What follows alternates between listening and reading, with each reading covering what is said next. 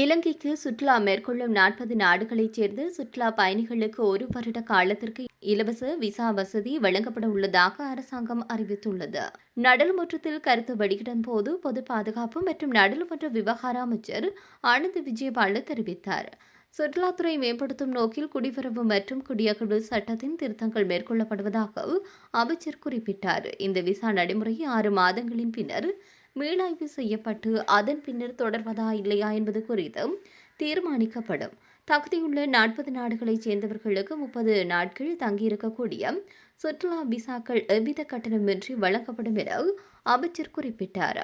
இலங்கையில் தற்போது அரங்கேறி வரும் பாரிய நிதி மோசடிகள் மற்றும் அரசின் நிர்வாக திறனின்மையை குறித்து ஸ்ரீலங்கா பொதுஜன பெரமுனவின் தேசிய அமைப்பாளரான நாமல் ராஜபக்ஷ கடும் சாடல்களை முன்வைத்துள்ளார். நேற்றைய தினம் நடைபெற்ற மக்கள் சந்திப்பின் பின்னர் ஊடகங்களுக்கு கருத்து தெரிவித்த அவர் தற்போதைய அரசை ஹேக்கர்களின் அரசு என்று வர்ணித்துள்ளார். நிதி அமைச்சின் செயலாளர் ஒருவரின் செயல்பாட்டால் 80 கோடி ரூபாவிற்கும் அதிகமான மக்கள் பணம் மாயமாகியுள்ளது. டாலரின் மதிப்பு அதிகரித்துள்ள நிலையில் இந்த இழப்பின் பெறுமதி இன்னும் பல மடங்காகும். இவ்வளவு பெரிய தொகை கொள்ளையடிக்கப்பட்டும் நிதி அமைச்சரான ஜனாதிபதியும் மத்திய வங்கியும் இன்னும் உறக்கத்தில் இருப்பது வேடிக்கையாக உள்ளது. அரசின் மீதான ஊழல் பட்டியலை வரிசைப்படுத்திய நாமல் ராஜபக்ஷ இவ்வாறாக சுட்டிக்காட்டினார்.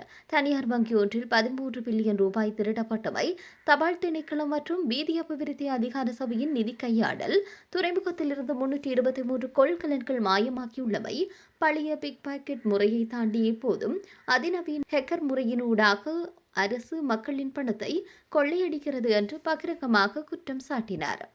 கச்சத்தீவு விவகாரத்தில் இந்தியாவோ அல்லது எந்தவொரு மாநில முதலமைச்சரோ இலங்கையின் இறையாண்மைக்கு உட்பட்ட விடயங்களில் தன்னிச்சையாக தீர்மானம் எடுக்க முடியாது என்றும் அவர் வலியுறுத்தினார். மேலும் நீதிமன்றத்தில் உள்ள வழக்குகளை ஜனாதிபதியும் நீதி அமைச்சரும் மேடைகளில் பேசி அரசியல் மயப்படுத்தப்படுவது வெட்கக்கேடானது. மணிக்கு 1000 கிலோமீட்டர் வேகத்தில் நாட்டை நகர்த்துவோம் என கூறி ஆட்சிக்கு வந்தவர்கள் இன்று தொடருந்தின் வேகத்தை 20 கிலோமீட்டராக குறைந்துள்ளனர். மஹிந்த ராஜபக்சவின் காலத்திற்கு பிறகு தொடருந்து பாதைகள் புனரமைக்கப்பட எந்த திட்டமும் இல்லை.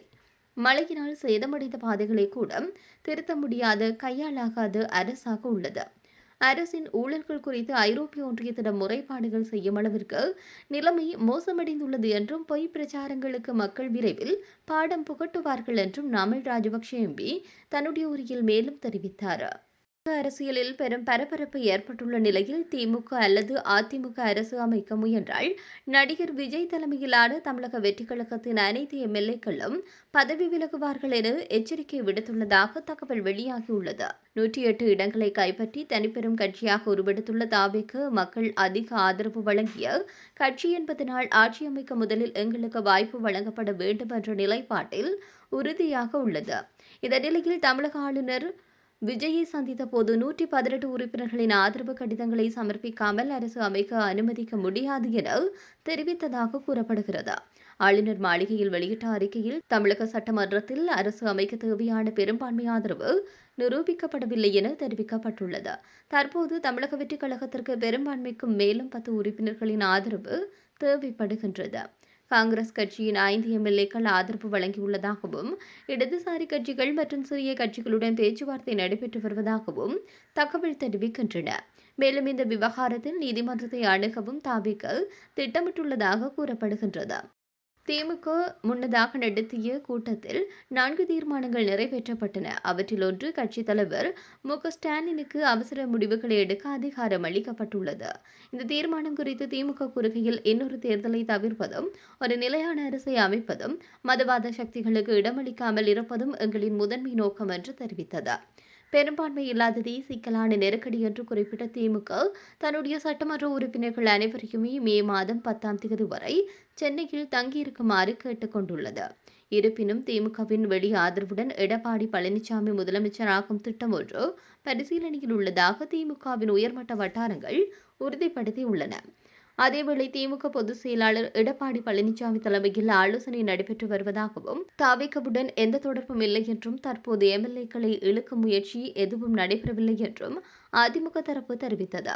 திமுகவின் ஒரு தரப்பு விஜய் ஆட்சிக்கு வந்தால் முன்னர் முதலமைச்சர் எம்.ஜி. ராமச்சந்திரன் போல நீண்டகால அரசியல் ஆதிக்கம் செலுத்தக்கூடும் என்ற அச்சத்தில் இருப்பதாகவும் தகவல் வெளியாகியுள்ளது.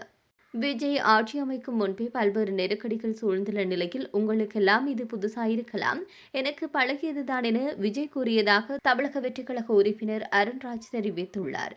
தமிழக தேர்தல் முடிவுகள் வெளியாகியுள்ள நிலையில் திமுக, அதிமுக ஆகிய இரண்டு கட்சிகளையும் வீழ்த்தி விஜயின் தாவேக 108 தொகுதிகளில் வெற்றி பெற்று தனிப்பெரும் கட்சியாக உருவெடுத்துள்ளது. இந்த நிலையில் ஆட்சி அமைக்க 118 ஆசனங்கள் தேவைப்படும் நிலையில் விஜய் எப்போது ஆட்சிக்கு அமைக்கப் போகிறார் என்ற எதிர்பார்ப்பு தமிழகத்தில் நிலவி வருகிறது.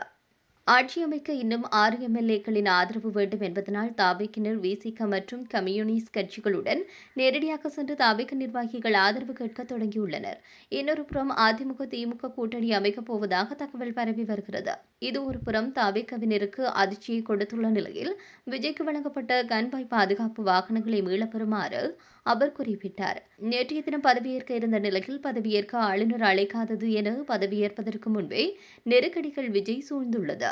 இந்த நிலையில் உங்களுக்கெல்லாம் இது புதுசாயிருக்கலாம், எனக்கு பழகிடுச்சு என விஜய் தன்னிடம் கூறியதாக அருண்ராஜ் கூறியுள்ளார்.